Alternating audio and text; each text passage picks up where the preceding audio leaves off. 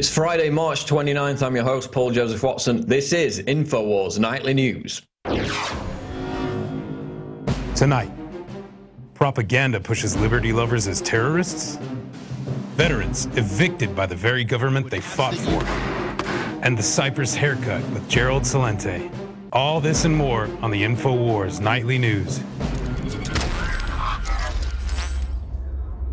Top story tonight, Fox drama, constitutionalists work for terrorist serial murderers by Kurt Nimmo. Fox, the entertainment network founded by Rupert Murdoch and Barry Diller, is working with the federal government and the Southern Poverty Law Center in a concerted effort to demonize Americans identifying themselves as constitutionalists. And this is a new program that follows in the vein, of course, as we documented over the years, repeated, sustained attempts to demonize anybody who believes in the Constitution, libertarians, conservatives, across the political spectrum, you name it. Of course, 2011, we had the DHS-funded study, which came out and said that Americans who were, quote, reverential of liberty were likely terrorists. Then, of course, before that, we had the 2009 MIAC report, which demonized constitutionalists, Ron Paul supporters, gold owners, people who flew the Gadsden flag as terrorists. And it's been a sustained attack over the past several years. And here to talk more about that, how the entertainment industry is characterizing liberty lovers as extremists, is Jakari Jackson.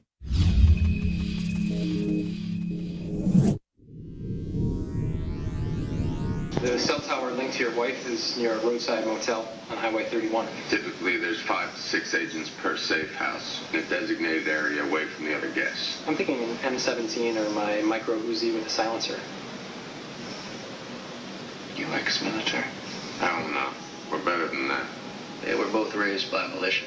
Well, constitutional extremists, to be accurate. The following, a Fox TV series starring Kevin Bacon, is the latest television program to demonize the militia.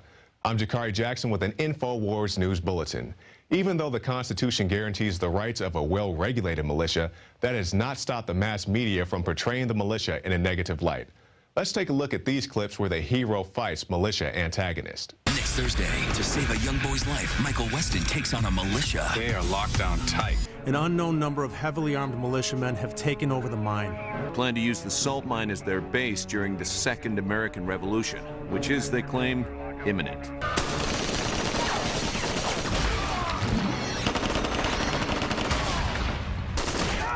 More shows still, such as the In Development We Hate Paul Revere and Founding Fathers. The real programming is happening with these shows like Founding Fathers, where the guy that's pro-gun in Texas and leading the militia, he's really Al-Qaeda, which fits into the whole narrative that, oh, it's white Al-Qaeda or gun owners are really Al-Qaeda. Infowars has also documented subliminal propaganda in television shows such as AMC's Breaking Bad. One example is AMC's Breaking Bad television series, as it depicts a meth villain as a Ron Paul supporter. And we'll end with a clip of Alex Jones warning of such propaganda in his film Road to Tyranny. I'm Jakari Jackson with an Infowars News Bulletin. Who was the first terrorist organization in the United States?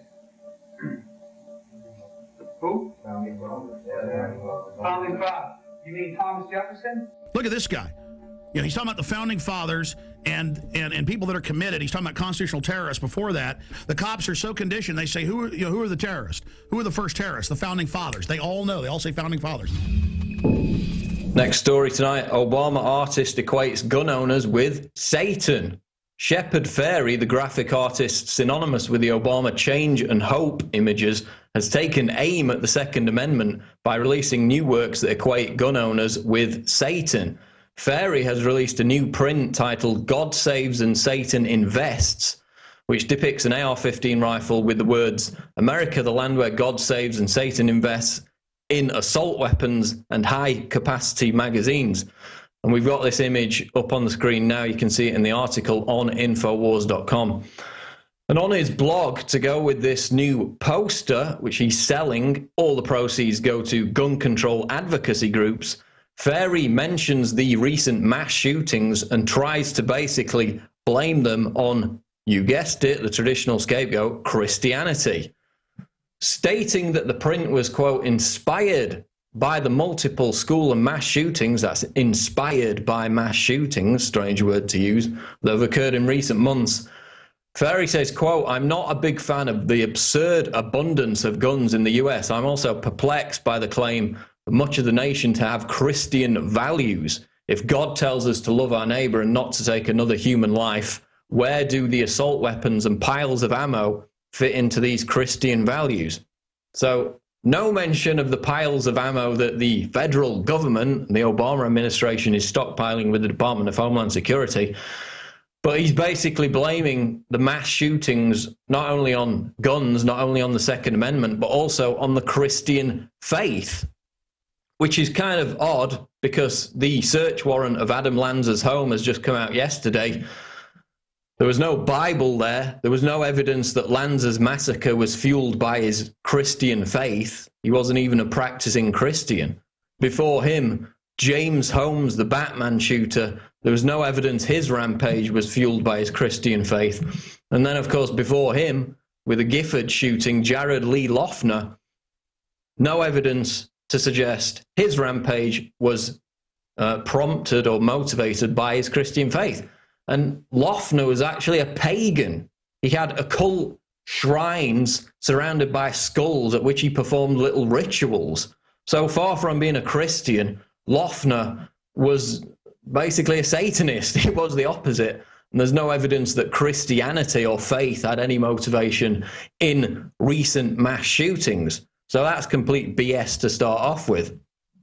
So Ferry, and this is a guy, remember, whose posters helped create this contrived cult of messianic personality cult that got Obama elected back in 2008, is now backing the Obama administration's gun control agenda by labeling firearms tools of Satan. And this is what the poster says. So again, while the government arms itself to the teeth, Americans who own guns are being accused of being in league with Beelzebub. And perhaps the best response to this was a comment somebody wrote in response to this poster that's just been released. And again, all the proceeds going to pushing gun control politically. This is what the commenter said. "So does Satan investing in assault weapons and high-capacity magazines count for the Department of Homeland Security and their recent order for 1.6 billion rounds of rifle and handgun ammo, 2,700 MRAP vehicles and 7,000 assault rifles, and their order of no hesitation targets?" No, it doesn't apply to that. The government can stockpile weapons en masse. The American people do it. They're in league with the devil, according to Shepard Fairey, the creator of the infamous Hope and Change Obama posters. And this leads us on to our next article. Pat Robertson on DHS arms buildup. Who are they going to shoot? Us? Televangelist Pat Robertson has become the latest prominent conservative to question why the Department of Homeland Security is engaged in an apparent arms buildup, asking if the 1.6 billion bullets purchased by the federal agency will be used against the American people. And here's a clip. What are they for? The Army going into battle against the enemy? They're used by Homeland Security against us. Ronald Reagan said the most fearful statement in the English language is, "I'm from the government and I'm here to help you." Oh boy, I totally agree. Imagine what Homeland Security is doing. It's just awful. But we're going to talk about how much ammunition they're stockpiling. Who are they going to shoot? Us? And of course, this was instantly leapt upon by the leftist media, who instead of actually investigating the issue of DHS bullet buys, have taken pot shots at these right-wing demagogues like Pat Robertson and Sarah Palin, because it's easier to do that and dismiss the issue by labeling it a kook right-wing paranoid fantasy than actually investigating the reality of the matter. So the latest to do this was, in fact, the website that posted the Pat Robertson clip, Right Wing Watch, who used it to claim, quote, "The conspiracy about secretive ammo stockpiling is completely unfounded." And what was their source for making that claim? Again, just as with all the other liberal blogs, it was a single quote by a DHS official. because the leftist media somehow thinks that an entire issue can be debunked, not by any kind of real investigation, but by merely trusting the veracity of a glib statement made by a single government official. That's now their standard template for dismissing anything as a conspiracy theory. The government says it's nothing, move along, nothing to see here. They just accept that as gospel, no inquiry, no independent thought. That's it, case closed. But as we've documented at length, the DHS's explanation doesn't add up. They claim that the 1.6 billion bullets are being bought in bulk to save money and are for training purposes only. Yet most of the bullets purchased are hollow point rounds, which are twice as expensive as full metal jackets, therefore completely unsuitable for training purposes and wholly contradictory to the idea of, quote, saving money. Makes no sense whatsoever. They cost double the amount as regular firing range bullets. Makes no sense. And not a single one of these, pathetic debunking hit pieces have even dared to address that contradiction because they can't explain it. I mean, The Atlantic came out and put the whole story down to a hoax email. Didn't even mention the fact that the bullet purchases were taking place.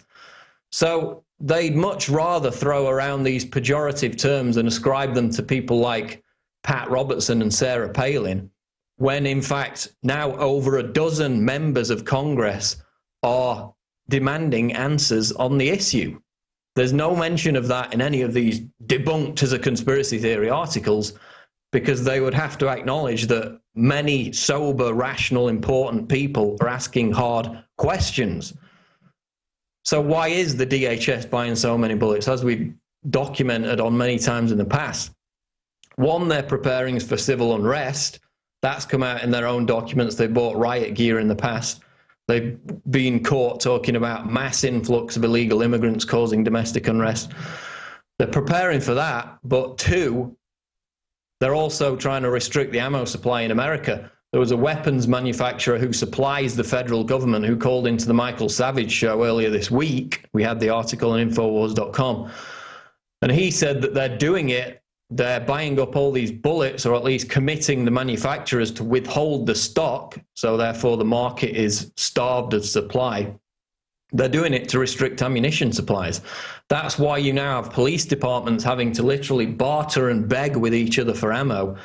And Americans are now literally waiting in crowds outside gun stores across the country for trucks to arrive to deliver the new ammo because the shelves are bare. So this is an end run around the Second Amendment. And who knows, it might not just be a domestic issue. Who knows where else all that ammunition could be heading? Could it be heading to the Middle East? Could it be heading to the rebels in Syria? They armed murderous Mexican drug lords and blamed it on the Second Amendment under Operation Fast and Furious. So why would they stop there? Speaking of Syria, our next story, American terrorist in Syria was working for CIA, says father. The father of U.S. Army veteran Eric Haroun, arrested on Tuesday night by the FBI for fighting alongside an al-Qaeda group in Syria, says his son was working for the CIA. Here's the clip. I know he was doing some work for the CIA over there, so I don't understand what this is all about, what is going on right now, but I know for a fact that he was passing information onto the CIA. So while the Obama administration is sending hundreds of millions of dollars, it's now over $500 million in aid to Syrian rebels, which are being led by Jabhat al-Nusra, the group that Haroun was a member of, which is an al-Qaeda group that the New York Times admits killed U.S. troops in Iraq. Its other name is al-Qaeda in Iraq. The FBI is simultaneously arresting Americans who fight alongside that group as terrorists. So if they're in Syria, that's all fine. We'll give them money, we'll give them weapons. They can fight for our regime change. As soon as they get back in the United States, same with Matthew Van Dyke, they're labeled terrorists. And recall that immediately after this group, Jabhat al-Nusra, this al-Qaeda group, was declared a terrorist organization by the State Department back in December. Of course, this is the group that bombs schools, universities, carries out beheadings. Immediately after they were designated a terrorist organization, 29 of the other so-called moderate FSA groups came out and pledged their allegiance to al-Nusra. So the same groups being supported directly by the Obama administration, by the NATO powers, have pledged allegiance and are now being led on the battlefield by al-Qaeda. Your tax money going straight to terrorists to bomb schools, kill little kids, carry out beheadings, ransack Christian churches. It's all good fun. It's all good foreign policy. And of course, the CIA's involvement in aiding, training, and equipping rebel insurgents in Syria is no secret, because as the New York Times reported on Monday, the CIA is now working with Turkey and other Arab governments in the region to oversee a, quote, secret airlift of arms and equipment for the uprising against President Bashar al-Assad. So it's now admitted that the CIA are directly aiding in the shipment of weapons. And of course, the fact that Haroon was arrested by the FBI, despite apparently, according to his father, working for the CIA, most likely reflects on the inter-agency rivalry between the CIA and the FBI. Of course, we know before 9/11, there was a big investigation into the bin Laden family and other terrorists, which Greg Palast reported on. And if that had have been seen through, it may have prevented the 9/11 attack. But the CIA managed to stop it, of course. So while these terrorists are in Syria working with al-Qaeda groups who burn US flags, chop people's heads off, and attack schools, you know, it's all fine and dandy. And don't worry, your tax dollars will continue to pay for it. While they're over there, they're called freedom fighters, but as soon as they come home, they're arrested as terrorists, as Eric Haroon was on Tuesday night.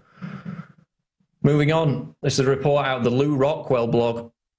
So what's it like to have a business in Cyprus right now? And here's the image, which you can see now. This is a screenshot from an online business bank account in Cyprus. You can see the total balance is 849,000 euros. Available balance, 128,000 euros. There you see, blocked balance, 720,000 euros. Blocked by the government. You're not allowed to use that money. And this is a medium-sized IT business in Cyprus. And most of their money has now been declared off limits as a result of this technocrat, quote, bailout, which is really a mass act of looting and plundering of people in Cyprus with deposits over 100,000 euros. And this is what the actual business owner who this account belongs to said. Over 700k of expropriated money will be used to repay the country's debt. Probably we will get back about 20% of this amount in 6 to 7 years. I'm not a Russian oligarch, but just a European medium-sized IT business. Thousands of other companies around Cyprus are in the same situation. The business is definitely ruined. All Cypriot workers will have to be fired.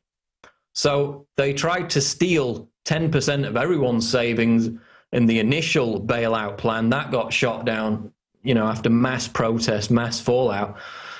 So then they said, we'll just, and this was the EU and the IMF basically imposing this on Cyprus. They said, we'll just target people with over 100,000 euros in the bank. You know, those rich people, those wealthy people with 100,000 euros in their bank account. And most people accepted that and went back to sleep, you know. Oh, it's just those Russian oligarchs, the billionaires, take their money, who cares? Well, no, it's not the Russian oligarchs, because they got all their money out of the banking system in Cyprus weeks before this even happened, as did all the other mega-rich investors. So it's literally been a looting of small and medium-sized businesses. It's got very little at all to do with Russian oligarchs. And in fact, there's a story out of the Telegraph today where a middle-class family sold their house, their villa in Cyprus, for 200,000 euros right before this crisis hit. And now that money, which they desperately need for medical bills, has disappeared. It's gone. We've posted the reports before, as I mentioned. All the oligarchs got their money out before this happened.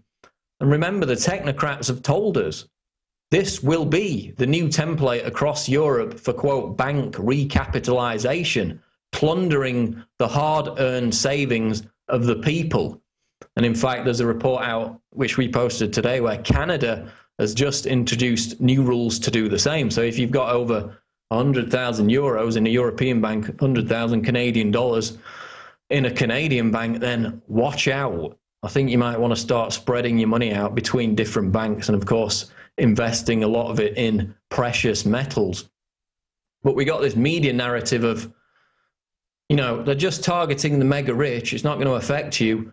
It's okay to steal their money. And it's absolute BS. The primary target for the wealth confiscation in Cyprus is the middle class. And that is the template across Europe and eventually in Canada and the United States.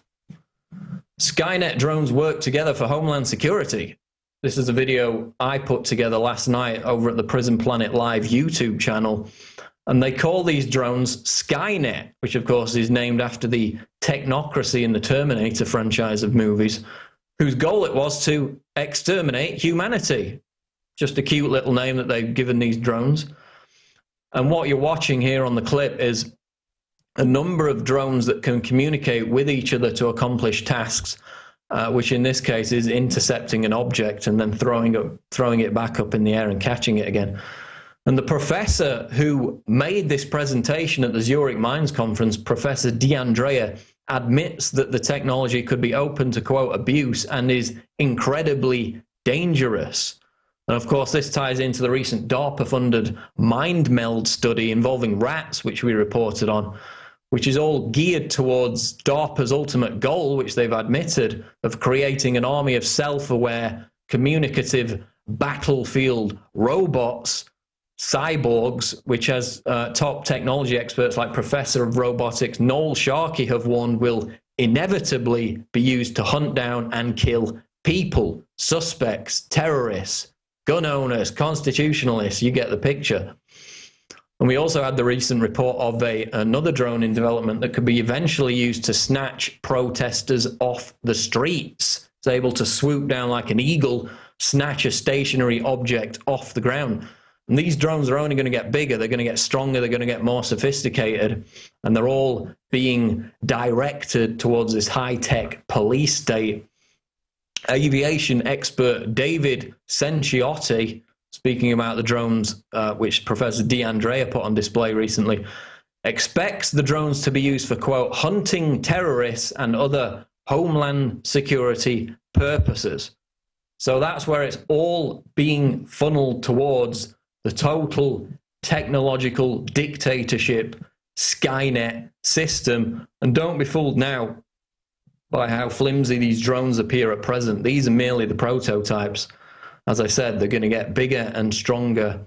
They're going to be watching you. And eventually, if the control freaks get their way, they're literally going to be throwing nets over people and snatching them off the streets. That's the kind of nightmare we've got to look forward to if we don't stop the development of this technology in that direction. Washington Examiner reports, in Shift, Medicare would pay for sex change operations. For the first time since 1981, when it dubbed sex change operations experimental, Medicare has opened the door to covering transsexual operations, adding to the growing list of operations that would be allowed under Obamacare.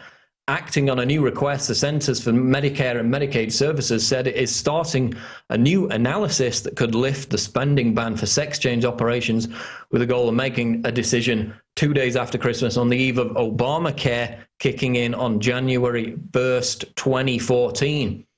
And this is the same kind of system as the government-run healthcare here in Britain, which my tax money now goes towards paying for people to get breast enlargement implants on the NHS, National Health Service. So if you want to get breast implants, if you want to have a sex change operation, then knock yourself out. That's your choice. But don't ask me to pay for it. And, you know, now we've got the story Planned Parenthood arguing for post-birth abortion, Chinese-style infanticide. So I guess eventually the argument will be, you know, include that in Obamacare as well. The horror of government-run healthcare coming to the US January 1st, 2014. And just go and look at the British example. If you want to give yourself chills, of course, you've got the Liverpool Pathway Care Programme, which actually serves to euthanize old people. Another little goodie, another little benefit of government-run healthcare coming to America. We turn now to a disturbing story out of Los Angeles involving a veterans home that's been defunded, and basically these veterans have been kicked out on the street. We turn to our correspondent Millie Weaver with that report. Over 25,000 Los Angeles will be trekking across the veterans' homeland without even realizing that they're trespassing. To discuss this issue, I met with Robert Rosebrock, who is heading the Old Veterans Guard of the Veterans Revolution, and our mission is to save our veterans' land and to bring our homeless veterans home. This is their home. That war ended 38 years ago.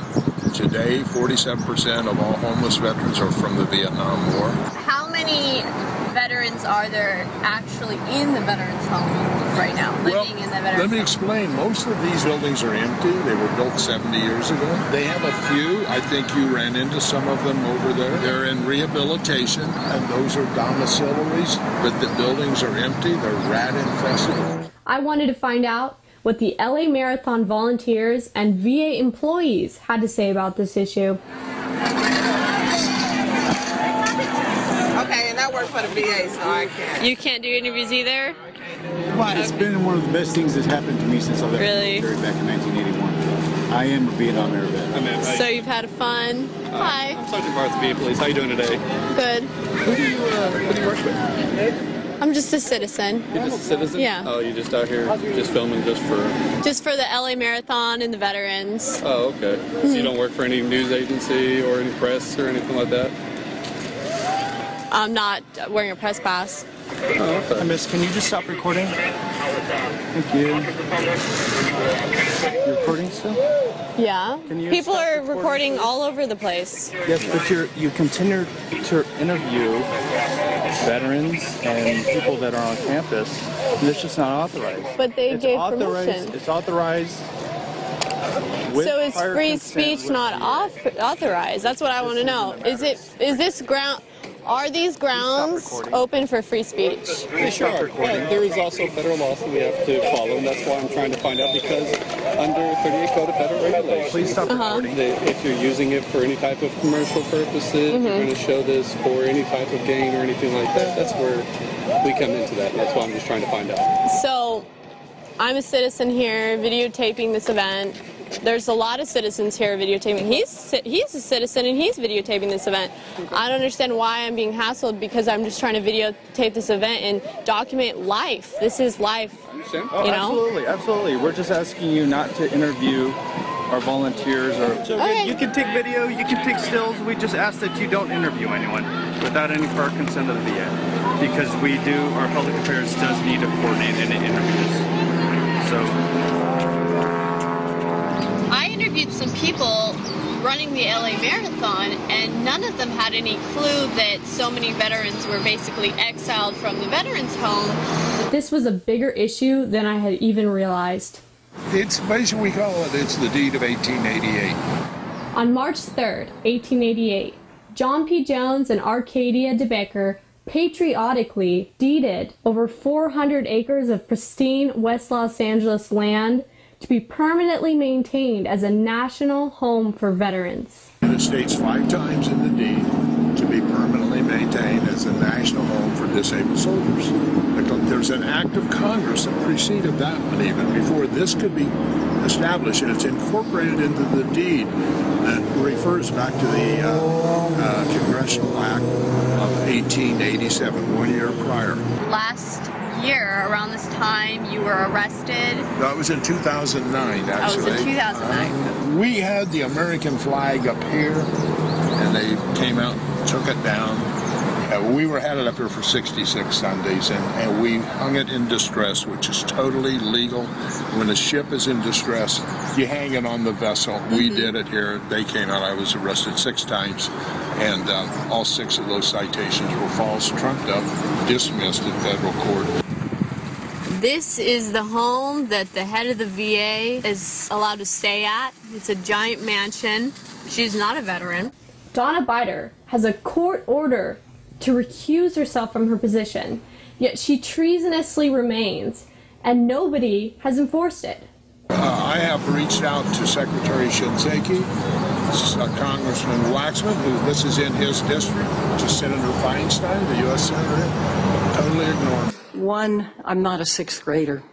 Senator, I've been on this committee for 20 years. Is it the view of the senior senator from California that Congress should be in the business of specifying particular individuals who are not covered by the Bill of Rights? Sir, Congress is in the business of making law. The Supreme Court interprets the law. They strike down the law, they strike down the law.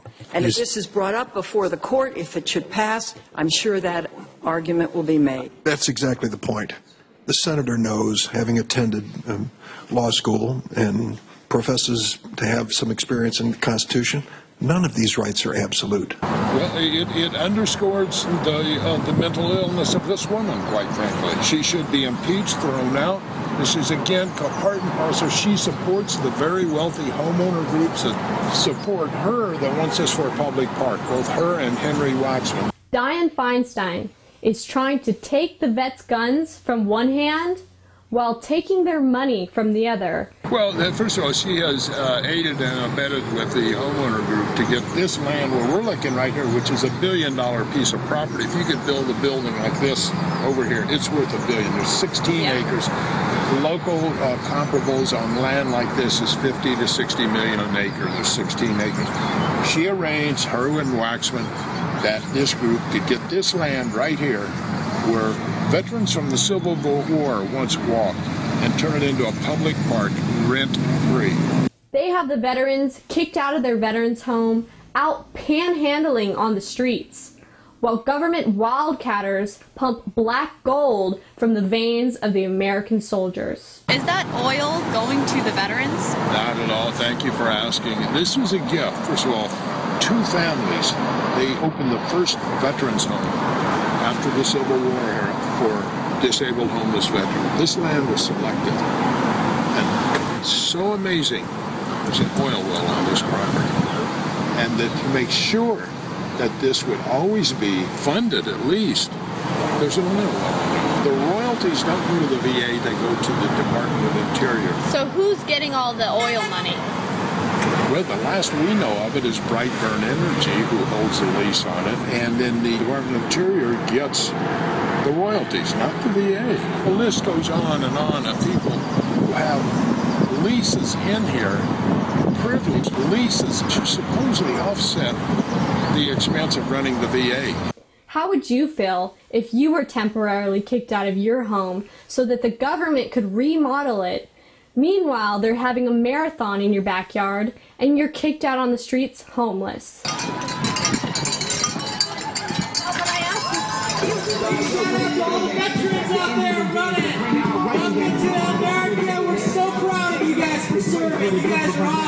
None of the funds that are actually going towards helping veterans are really even going towards helping the veterans. No. It's like the non-profits that are out there raising money to help the vets. They all get big fat salaries and expenses, and at the end they say, where's $1.98 for the veterans? You know, we raised tens of millions of dollars, and here's a token for you. In the ACLU lawsuit, they're asking, where is the money?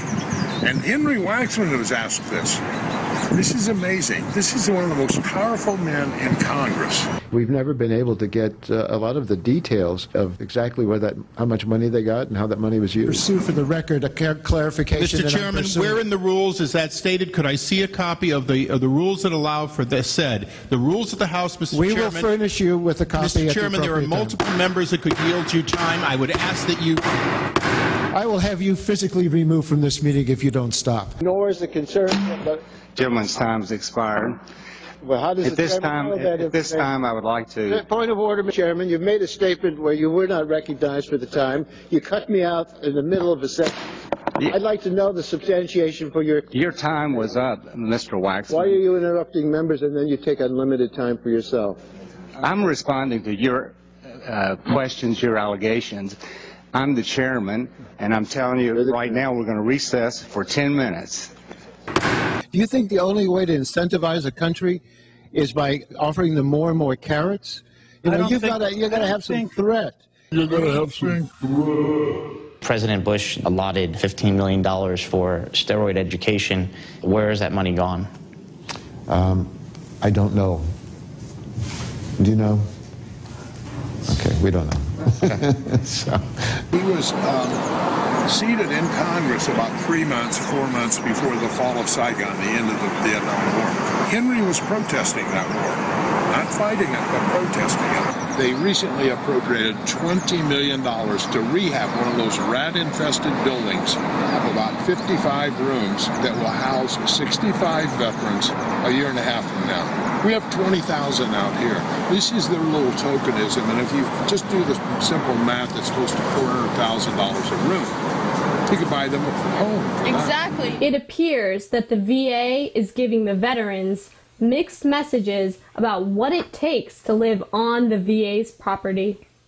So it's a catch-22 situation that they got with the veterans. This is, without a doubt, the biggest land fraud scam in American history, and it'll prove to be some of the most atrocious crimes against humanity, and that being our disabled homeless veterans who are forced to live in back alley squalor. Wow. While some of the wealthiest people live next door here. And everybody talks about honoring our troops, and we say today's troops are tomorrow's veterans. We made a vow to them that we go ahead for the rest of our life, we would protect this country. I'm 73 years old. I'm still here protesting for my country. So what do you think? Do you think all veterans are mentally ill, like Dianne Feinstein states? I served in the United States Marine Corps. I was not in Vietnam. I joined up after Vietnam was over in 1978. What do you think about Dianne Feinstein's comment saying that all veterans are mentally ill? This amendment, Mr. Chairman, would allow members of the armed forces and veterans to obtain and possess the self-defense weapons prohibited by this legislation.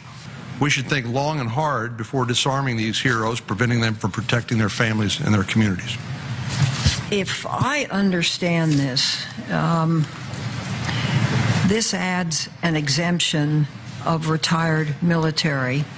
The problem with expanding this is that, you know, with the advent of PTSD, it's not clear how the seller or transfer of a firearm covered by this bill would verify that an individual was a member or a veteran, and that there was no impairment of that individual. I think it's a mistake to paint so broadly as to say any active duty military or veterans can't use these kinds of weapons or any other lawful weapons for self-defense. PTSD sufferers are already prohibited by law. So if she said that, then she is actually unbalanced, and she should not own a firearm, and vets should have firearms rather than gang members. I'm Millie Weaver, reporting to you from Hollywood, California with Infowars.com. 40-plus officers and ATF agents raid home of YouTube gun personality FPS Russia. This is a report out of gunsavelives.net. And this is a case involving Kyle Myers, a guns and explosives expert who has one of the most popular channels on YouTube called FPS Russia. And I checked it earlier on. 4 million subscribers this guy's got. He's got 500 million views for his videos. Every video he puts out gets several million views at least on YouTube. And this was a raid which took place a few days ago now in connection with the death of Keith Ratliff, who was the owner of FPS Russia. He, of course, died in mysterious circumstances back in January, a gunshot wound to the head. A development that at the time some feared was part of this purge against prominent Second Amendment advocates. And it says, Hart County Sheriff Mike Cleveland said about 50 agents from the Georgia Bureau of Investigation, U.S. Bureau of Alcohol, Tobacco and Firearms converged on a farm owned by FPS Russia host Kyle Myers and Ratliff. Quote, they were conducting an investigation regarding the explosives the pair were using on their YouTube show. Cleveland said. They were blowing up cars and other things in Hart County on their farm. Agents were looking for explosives or anything connected to explosives that would have put them in violation of federal law. So the feds basically admitted that the explosives that were being used for these YouTube videos, where they just basically get massive guns and blow up vehicles, it's all a lot of fun. That's why they get so many million views. They admitted that those explosives were legal up to a certain limit. No arrests were made, and the police, the feds, refused to say if any illegal explosives were found. So it seems to me from the reports that they were invoking the death of Ratliff from back in January as merely an excuse to get on the property of Myers, this FPS Russia host, and raid him. And the question is, since they've discovered nothing illegal, no arrests were made, is it merely part of the continued harassment of prominent Second Amendment advocates that we've seen over the last few months in the aftermath of Sandy Hook and amidst the Obama administration's push for gun control? So is it part of the purge? We'll continue to track that story. That's it for the news. Now we go to the Daily Quote. The First Amendment rejects red tape, cover-up, and doublespeak. That's Roy Barnes, former governor of Georgia. And of course, a lot of people in America would like to water down that concept through political correctness and all manner of other devices, but that's why we're here every night standing up against that kind of control freak mentality. Stick around, because after the break, Rob Dew interviews Gerlad Celente on the latest economic crisis news. This is Infowars Nightly News. Stay tuned.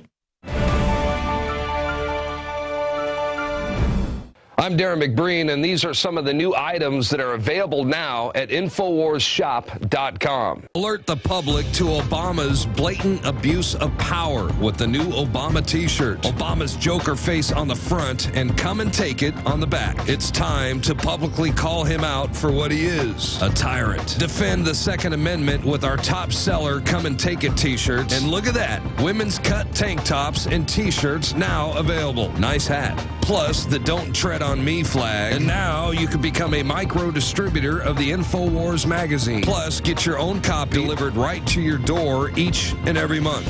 And if you're tired, like I am, of you and your family being exposed to polluted drinking water, get the Pro One high-performance water filter. It gets rid of all pathogenic bacteria, cyst, fluoride, heavy metals, and numerous other contaminants. So join the revolution at InfoWarsShop.com. Jakari Jackson here, and I want to talk to you for a second about water. You know about ProPure, our flagship water purification system, but check out some of our portable water filter products at InfoWarsStore.com. The clearly filtered water pitcher.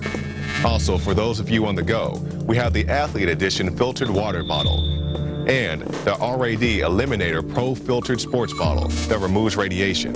And keep in mind, we have replacement filters for all of these products.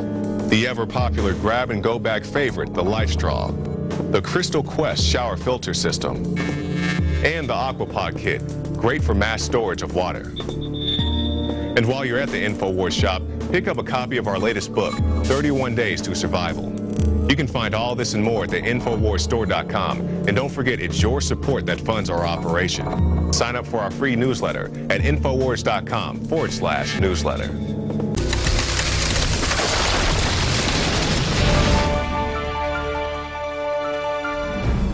Welcome back to the Infowars Nightly News. Thanks to Paul Joseph Watson for doing the news portion. And this is our interview portion. And our guest coming up today is no stranger to the Infowars Nightly News or the Alex Jones Show. In fact, on Monday, he was on Alex's show talking about the Cyprus haircut, which he's going to have lots of stuff to say about that, I'm sure. And you can find a whole host of information at the Trends Journal. And it's trendsjournal.com, trendsjournal.com. And I turn now to writer and head CEO and basically a jack of all trades, Gerlad Celente. How's it going today, sir? Hello. Thanks for having me. Oh, always a pleasure to have you on here. So I told you a couple days ago I wanted to get you on to talk about Cyprus and the fallout. Should they quit the euro? And, you know, what should they do in this situation? They're basically taking a 40% haircut right now. Let's take that word that you just used. So I'm surprised that a guy like you's been brainwashed to use a word like haircut. Why, I just got a haircut the other day. It's not a haircut, man. They stole their money. That's white shoe boy language. And that's what's going on over here. They're stealing money out of the accounts, just kind of like what they did to me with MF Global. So it's an MF all over the world. Everybody gets effed one way or another when you deal with the banks. So here's the story. Should Cyprus stay in the Eurozone after what happened? Because if they leave, that could be really detrimental to it, because we have weakness in Greece, weakness in Italy, weakness in Spain, weakness in Ireland, weakness in Portugal, and weakness in France. Germany's probably the only one really holding up to any great extent. So, I'm of Italian descent. Each nationality has certain characteristics that identify it. So I would say, if the Greek Cypriots are really into S&M, they should stick it out in the Eurozone, because they're going to keep getting it stuck to them. How could anybody with any dignity and respect allow themselves to be taken over as they have by the bankers? And I want to make something really clear for all those people out there that say things like, hey, listen, if the economy's collapsing and things are going to hell, what good is gold and silver going to do for me? Well, check this one out. Suppose you were a Greek Cypriot, and suppose you were there right now, and you can't get much money out of the bank. But you have gold and silver. You think you could buy what you want and what you need and really get a great deal with it, because who, at this point, living in Cyprus, wouldn't rather have gold and silver than those worthless euros, or better than that, the euros that they stole from you, or the euros that you can't get out of the bank? If there's ever a time for people to see the value of gold and silver before their eyes, it could not be clearer than now. And if you can't see it and you don't understand it, let's start talking about gay marriage and gun control. Maybe you'd like to hear more about that. There you go, the football issues.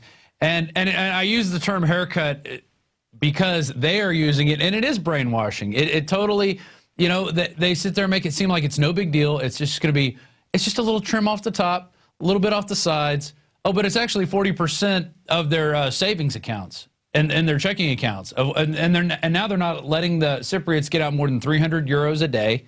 They're going to keep them from withdrawing that. So your position on gold is exactly right. If you were holding your own gold and silver, not in a safety deposit box, but somewhere where it's actually safe from the prying hands of bankers, you would have money to go out there and buy the food you need, the gas you need, because they're literally on an island there in Cyprus. But anywhere, this happens anywhere. And now let's suppose you have you're selling gas or groceries, and some cat comes into you with silver and gold. You think you're going to sell it to him? And you think you're going to give him or her a great price? Because you're hungry for dough too, and you know this is the real deal. Yeah. And so for those people out there, by the way, that listen to America's public enemy #1, Osama bin Bernanke, who says that gold isn't money. Oh, the same Ben Bernanke, by the way, that the Fed Minutes show didn't see the panic of aid coming even when we were in it, along with the other Fed dumbbells who didn't see it. When he says gold isn't money, tell that to the Iranians, who have been frozen out of the banking system by the U.S. and NATO and the Arab Little League allies, and they're selling oil to China. And guess what China is giving them in return for the oil? Gold. Millions of dollars worth. Gold is money. It's only not money if you're a Bernanke moron. It's only not money if you can get away with saying that, and the prostitutes allow you to, because after all, they're prostitutes. It's money. And there is no greater example that exists today than the incident that's happening in Cyprus. And Cyprus is the canary in the mine. That's right. What's going on with the Cyprus banks, the money is supposed to be guaranteed by the ECB and the European Monetary Union. It's not. Oh, yes, it is under 100,000 euros, but they also wanted to give a little trimming to those folks as well, to the tune of 6.5%.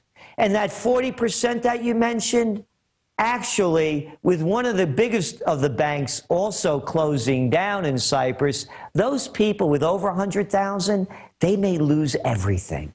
Oh, everything. Yeah. Just like you lost from MF Global. They just took everything. It just disappeared in thin air, never to be seen again. Yes, and if I may, I know this might not be politically correct, and it may upset some people, but this is Easter time. So just think about this. I know where you're going. The only time that the Prince of Peace becomes violent is when he chases the money changers out of the temple. Yeah. It's as old as history. I was actually telling my son that story, Gerald. I was telling my son that story about Jesus Christ taking a whip and beating the bankers. I said that's the only time he ever raised a hand against anyone. Exactly. Unless it was to heal them, was to chase the bankers out. So continue, keep going. Now here's 1,800 years later. James Madison, President of the United States and a founding father of the nation. Quote, history records that the money changers,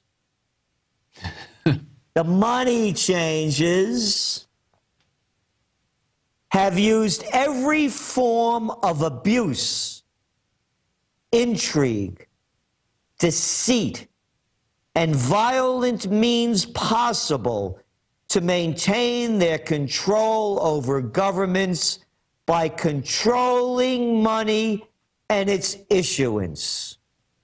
And now, 300 years later, 200 years later, nothing has changed. They're still the money changers. Only the names and the outfits have changed. You know what I was thinking? I was thinking, being that, you know, you can't get the history right why we invaded Iraq over the false, you know, the lies that they told. Right.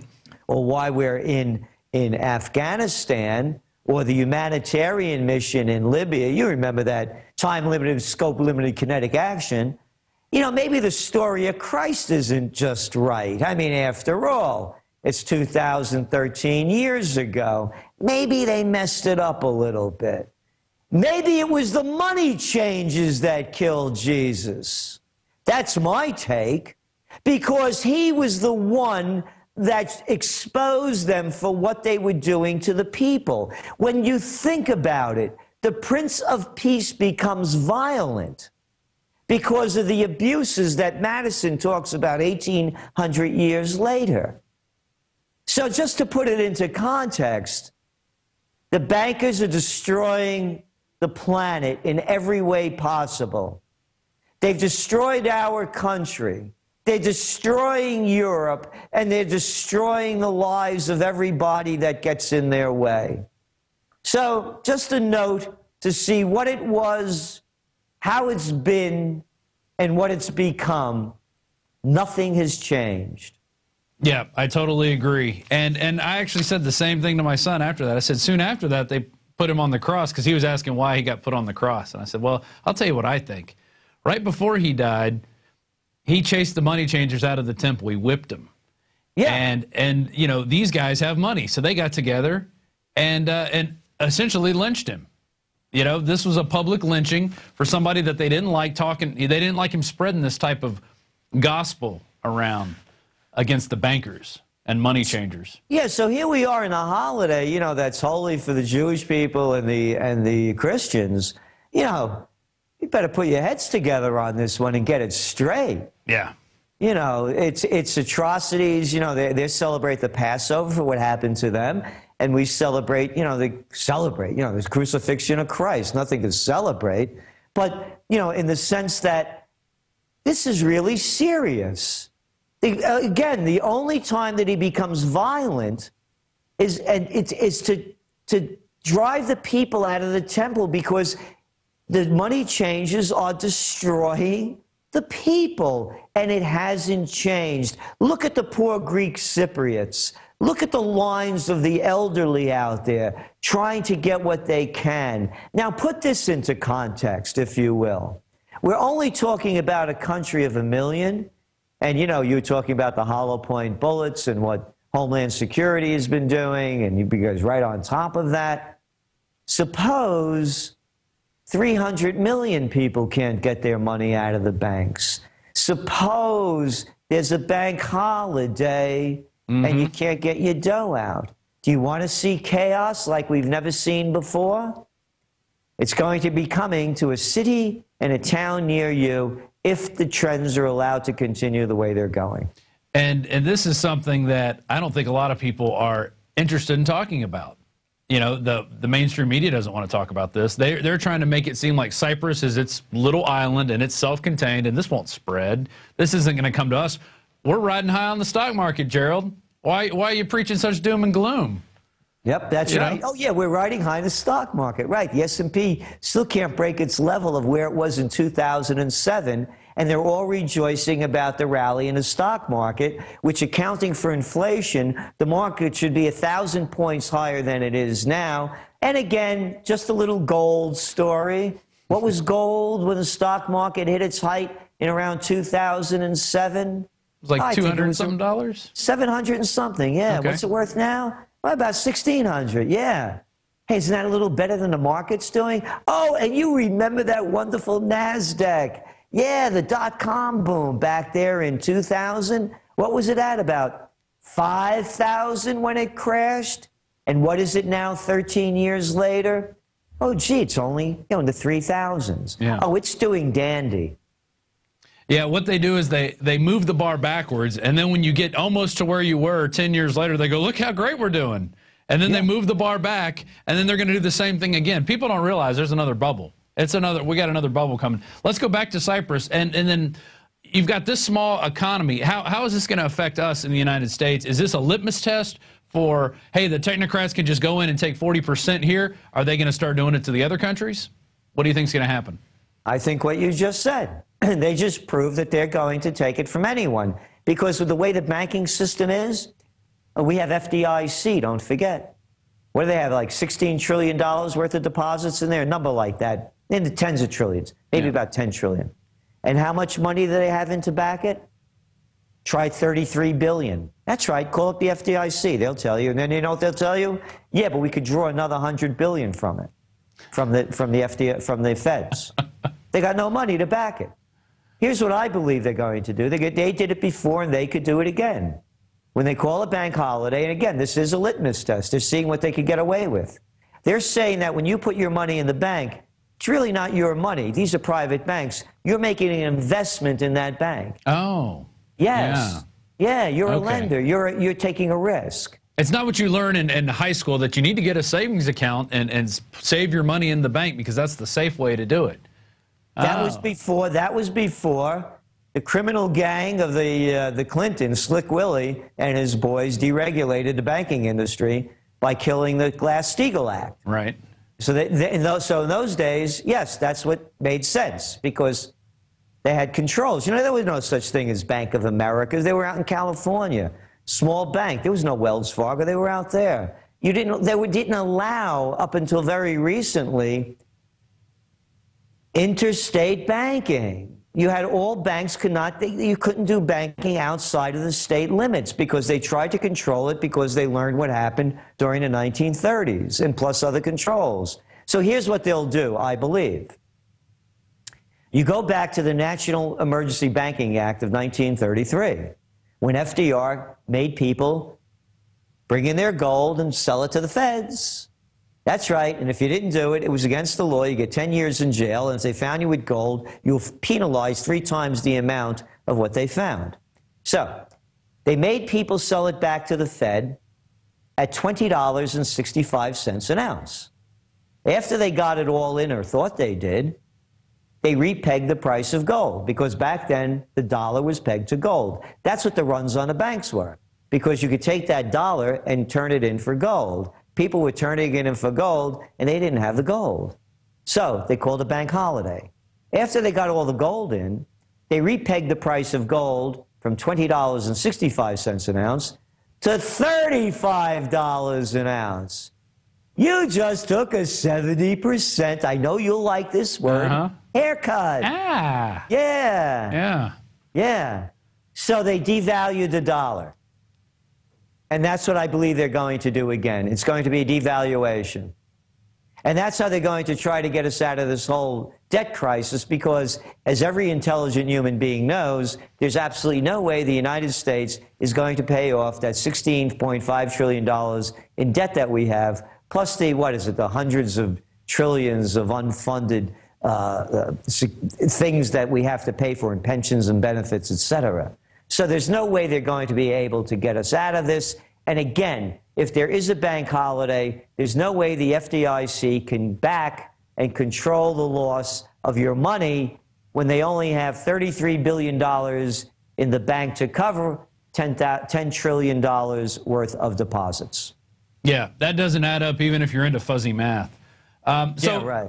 So how can we fix this? I mean, we're at the anniversary of a crucifixion. Are we going to crucify bankers? We're going to let them go, obviously, because they're perfect and they know everything. But what can we do to fix this? I mean, what can the average guy out there do? Well, again, only speaking for myself. Yeah, as you well know, I've been buying gold for since 1978, and silver as well. Not as much, but and so only speaking for myself. I don't give financial advice. Number two is that we have to put back in place the laws that prevented this from happening before. Glass-Steagall has to be totally reinstated. Totally. It's the only way. And along with that, all of the trade agreements that were broken, that were put in place so we would have jobs here that paid living wages. I mean, what kind of country are we when we can't make our own shirts and shoes, when we don't make our computers? It was more than just offshoring our jobs to foreign countries. They offshored our brains. Do you think the Chinese would be able to pull off what they have if the political criminals, the mafia, didn't sell everything that we had to them? Exactly. They sold our labor, they sold our minds, they sold our hearts and intelligence for fractions of pennies on the dollar. And to add to that, Paul Craig Roberts recently wrote an article about how the innovation goes with production. So our futures are gone too. How they say, oh, well, we're going to innovate here and then put it into China and have them produce the goods. No, the innovation's going to China. So that's the future that they said we're going to have. And then everything else is getting replaced by robots. They said we're going to have robot journalists. We're going to have robot service people now. Everything's going to be robots. So what are we going to be doing? We're going to be left around being useless. Well, again, we become a service sector society. Think of the word service. Service, servitude, servant, serf, capisce? And boy, do I respect Dr. Paul Craig Roberts. As you know, he's one of the contributors to the Trends Journal. Right. So a lot of what I also say, I pick up from him as well. He talks about, are they rigging gold prices? And one thing he brought up that I didn't think about, I know that they rigged the LIBOR rates. I mean, what was that, $700 trillion worth of rigging? Right. And then he made the point, and they're rigging the bond market right in front of our eyes. Nobody's talking about that. The Fed is rigging the bond market. They're buying $85 billion worth of bonds and securities each month. They're rigging the markets. And that money's coming out of thin air. That money comes out of thin air, too. Yeah. It's a total scam. And yet we keep believing that these people can somehow get us out of the crisis that they got us into in the first place. Yes, and that's the tragedy. And for anybody that thinks that these people that got us into the problems are going to get us out and they come from a higher order, the story my favorite story of the year was when they found King Richard III's bones under a parking lot. Get over the ego trip, man. Exactly. You're just dust and bones. Dust in the wind. Yeah. And so stop looking up to these clowns and start rising up and finding the greatness within yourself, everyone, so that we could change this future, because it can be changed. If we keep following the sociopaths and psychopaths, well, you know that path. It's the path of ruin. Hey, let's start another war. Korea looks really great. Lost the first Korean War. Why not lose the second one? But this time, let's turn a lot of people into glass in the meantime. Yeah, I'm actually scared. On the Drudge Report this morning, he's targeting Austin, Texas. Oh, yeah. You know, well, I mean, no, Alex is there, you know. Well, I think he's probably heard a few things Alex said about him, Kim Jong-un, and he's taken personal offense, and all weapons, open fire, you know. I mean, yeah, I mean, this is nonsense. I mean, really. I mean, what is North Korea? They have a couple of bombs. They'll turn to nothing. They got some bicycles. They got some bicycles. Yeah. They still have rickshaws, I'm sure. Yeah. And so, you know, I mean, and in the United States, I love it. They send, you know, B-2 squadrons, you know, bat-like planes over the peninsula and into the area around.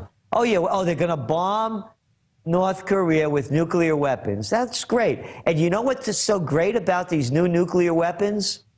All of the fallout stays exactly where you bombed them. So it won't go into Japan. It won't go into China. It won't go into South Korea. It won't go into the water. But hey, who cares about the water in the air anyway? We have Fukushima. Exactly. So Fukushima one way, your Fukushima another way. Yeah, I mean, you said it, Gerald. This is it. It is just utter insanity, and it keeps growing on these levels. That, you know, it used to be it took 10 years to get where we've gone in 3 months. Now it's just it's hyper accelerating. The insanity, and I think they're doing it. It's like they have to keep throwing gasoline on the fire, but then all of a sudden they run out of fuel. So what else is there? Well, we start throwing humans into the fire. I mean, that's where it's going. It's sociopaths and psychopaths. For anybody with a half a brain, and the other half of the brain hasn't been killed by you know, prescription psychotropic drugs, it's a mafia.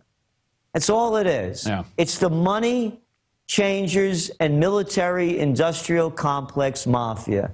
Again, from Jesus Christ to James Madison about the money changers, and Dwight D. Eisenhower warned us of the military industrial complex. 5-star general, supreme commander of the Allied forces, 2-term Republican president, no wars under his rule. He stopped the Korean War, and he tells people the military industrial complex is robbing the genius of the scientists, the sweat of the laborers, and the future of the children. So if you don't believe him, you know, knock yourself out. You don't want to believe Christ or Madison, that's okay. But the money changers and the mafia, the money changers and the military industrial complex are the mafia. All the politicians are the wise guys, the front men.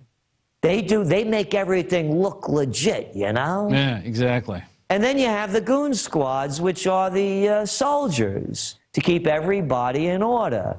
Yeah, they're there to serve and protect the wise guys and the dons, the capo di capos. That's all it is. It's the mafia. This isn't a democracy. It's just on a larger scale than just, you know, in one city or in one, you know, area of states. This is an entire country, and it's growing throughout the world. All these things are interconnected. Gerald, anything else you want to cover while we got a couple more minutes left with you? I think that's about it, but also that, again, that the message of Cyprus is one that tells a lot of tales. And the tale is, you know, heads I win, tails you lose if you have paper and I have gold or silver. And it should be the message for everyone. This is why you buy gold and silver. You don't buy it to speculate.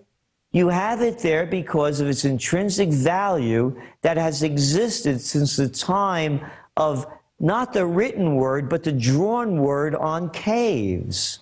So the story, again, of Cyprus has to be the most important, along with the other part of the story. If you don't have your money, you don't own it. As you mentioned, I lost my money with MF Global. It was in a segregated account. You lose your money from FDIC or or possibly FDIC, or if you're in the Eurozone. So why would anybody in France, in Italy, in Greece or in Spain or in Ireland or Germany keep their money in the banks when they know that they broke the law that they wrote and can now confiscate your money? Yeah, and to this date, nothing's happened to Corzine. Oh, he's better than the rest of us. Yeah. You know the word. It's justice. Just us. That's right. Not them. No, it's incredible. It's incredible. And you know what else is incredible? That they've put the money changers on these pedestals, that we have to bail them out every time that they make bad bets. They're too big to fail, Gerald. These guys are too, you know, if they fail, then the whole system that they talk about fails. That's right. Didn't Eric Holder say that, our Attorney General? Yeah. Words to those effect, or is it Eric Himmler Holder? I keep getting them mixed up. They sound so much alike. We call him Eric Gun Running Holder.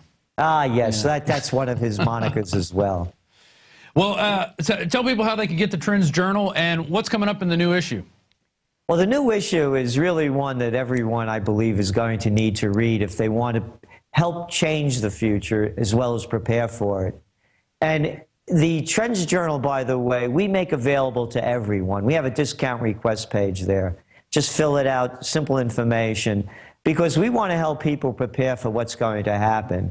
And most importantly, for people to see the opportunities that are ahead so that they don't have to go down with the ship and take the path to prosperity. And it's all there in the Trends Journal. I could say with every ounce of truth within myself, you will not find a publication like it in the world. It's history before it happens. If you want to see history before it happens, you want the Trends Journal. And you've been predicting, making trend predictions, doing this. I mean, you didn't just start this last year in your mom's basement. You've been doing this for a while. Yeah, over 30 years, yeah. Exactly. And, you know, I read it. I get it. When you guys send it out, we're on your mailing list. And let me tell you, I learn a lot from it. It's just... And it's great, you know, you have Paul Craig Roberts, you have other great writers on there that it's not just you, you're getting the cream of the crop who the mainstream media don't want to touch, essentially, because these people are pulling the curtain back going, look, this is what's behind the curtain. Look at it. You know, and the mainstream media doesn't want to do that. Yes, no, of course, they're the prostitutes. And by the way, you said one thing I disagree with Dr. Paul Craig Roberts is that he said the reporters are going to be like robots. They are already. There you go. You're right. Yeah, they get the talking points, they regurgitate them. We covered that story yesterday, and I was reading it. I'm like, well, we already have this. What's the difference? Except they have to, I guess they have to pay the people. They don't have to pay the robots. That's the only difference at this point. Well, let's talk more about gay marriage and gun control. Yeah, you know, here, catch this football. I'm throwing it at you right now. Here it is. All right, hey. Yeah. All right, hey, Gerald, thanks a lot. Trendsjournal.com, trendsjournal.com, right? Yep, and Bona Pasqua. Happy Easter. All right, same to you. Bye-bye. Always illuminating the trends forecaster himself, Gerlad Celente. And that wraps it up for our show tonight. I'd like to thank Paul Joseph Watson for doing the news. But before we go, the new Infowars magazine came in today. Welcome to Planet Hoax. There it is. That's a great-looking cover, sure to attract attention out there. And we have many different ways that you can get this. But I want to show you a few articles here. Here it is, Welcome to Planet Hoax. Here's Alex's article, 10 Giant Media and Government Hoaxes. Included in there is the one that I went off on the other night. Osama bin Laden was killed in 2011. Yeah, sure he was. We got the ammo buy hoax. I mean, and this thing's loaded with graphics. Obama's Man Behind the Curtain by Kurt Nimmo. No More Hesitation. This is on the paper targets that, oh, there's the pregnant lady in her house. There's the little boy with his daddy's gun. There's the young mom with her daughter. There's the old lady in her house, in her kitchen. All these are terrorists. All right, we got to be trained for no more hesitation to shoot them. The boy who stopped the murder plot with a gun, and the national media ignored the story. Now look at this. Look at this one right here. Comrades, turn in your weapons. Here's a poster from 1918. Look at what these people are giving back. Look what they're handing in. They're giving to their commissar, their local officer. They're handing in their guns. They're even handing in their swords. Okay? And up here it says, comrades, turn in your weapons. All right, and you got the hammer and the sickle and the red star. Okay, and then you have the leftists out there that like to say, well, the people that want your guns, the gun grabbers, oh, Stalin never wanted the guns. Hitler never wanted the guns. He even has a quote of Goebbels in here. This just shows what you can expect from Jews if they lay their hands on weapons. There it is right there, and that's from Goebbels in his own writings. This is after the Warsaw Ghetto Uprising. There you go. Let's continue on here. Avert your eyes. Let's turn this. This is our pinup. I mean, hang this up in your store. This will definitely get some. Oh, it's Madame Feinstein. Hi, are you going to take my guns today? Yes, I am. Give me all your guns, Mr. and Mrs. America. I mean, talk about despicable and disgusting. Here's the scorecard. How many rights have Americans really lost? There it is. That's from Washington's blog. I mean, great stuff. And then, you know, as Gerald was talking about, throughout the interview today, gold and silver. We have a great special from Midas Resources, 2 silver dollars at cost for $72. Plus you get the American Dream film, plus the Obama Deception, plus the book, Dishonest Money. So even if you have these, you can pass them out and educate some people. Because, you know, American Dream's a little over 30 minutes long, a lot of great information, and it kind of gives you, it's a great primer to like slap you over the head and say, hey, look, here's the Federal Reserve. You know, this is how it all started. Red Shield, what does that mean? Well, it's Rothschild. The Obama Deception. This breaks through the left-right paradigm because Alex did so many documentaries against the Bush administration, and then Obama came in, and in March of 2009, we released this, okay? And it has everything in there, and everything that Obama's basically done. We were even talking about him going into Africa back then, and now it's all coming true. We're in Africa. We're full tilt boogie. The book Dishonest Money, you can get that all by going to MidasResources.com. There's the phone number, 800-686-2237. Get your gold and silver. And if anybody from Cyprus out there did use gold and silver in a transaction during this crazy time, you know, that you guys are going through, send me an email. I'd like to get you on the show to talk about it. RobD@Infowars.com, RobD@Infowars.com. If you know somebody out there who's been, or if you yourself have been in you know, a time where they were, if you're in a different country and they suddenly cut off the money supply or something, and you're able to use gold and silver, let's share those stories. Let's, you know, I have silver. I don't have gold. I'm not heavy in the pockets like that, and I didn't get in early enough when gold was inexpensive. But I was getting into silver. I've been getting into silver, and silver's a great way to go. Especially if you don't have a lot of money, you only have, you know, maybe $50 a week to put aside. Get you some silver. It's a great tool to have, and you never know if you're going to need it. And it's better to have it, and even if they tank the dollar for some reason, well, at least you have some reserves in silver that you can cash in for anything like that. One more thing, if you're watching this on YouTube, please go to PrisonPlanet.tv and sign up for a membership. It's $5.95 a month. We have a 15-day free trial. You've got the Alex Jones radio show, you have the nightly news, you have special reports, all the movies. We even have some films that we didn't produce ourselves, but we do carry at the InfoWars store. We have United We Fall, which is from Dan Dix of Press for Truth, and Don't Tread on Me. It's about the Tea Party movement. So, you know, a lot of stuff there on PrisonPlanet.tv. It is the way we fund the lights, we fund the cameras, the suit. Actually, Jones told me to go out and buy a new jacket, so I went out and got this jacket, which I've been wearing for the last few months, along with the other stuff. And, you know, we definitely appreciate your support out there. We're trying to get the truth out. We're trying to bring you the people out there like Gerlad Celente, like Paul Craig Roberts, the other great thinkers that we've had, Mike Adams. Getting all these people in here takes time. It does take money, and we appreciate your support for joining us at PrisonPlanet.tv. Plus, you get the Infowars Nightly News when it comes out at 7 p.m. Central every night, because it comes out on YouTube the next day. We have our YouTube guy out in Oregon who does that for us. And say a little hi to Dave out there. Anyway, that's it for the Infowars Nightly News. I'm Rob Dew. Thanks to Paul Watson for doing the news, and we will see you next week.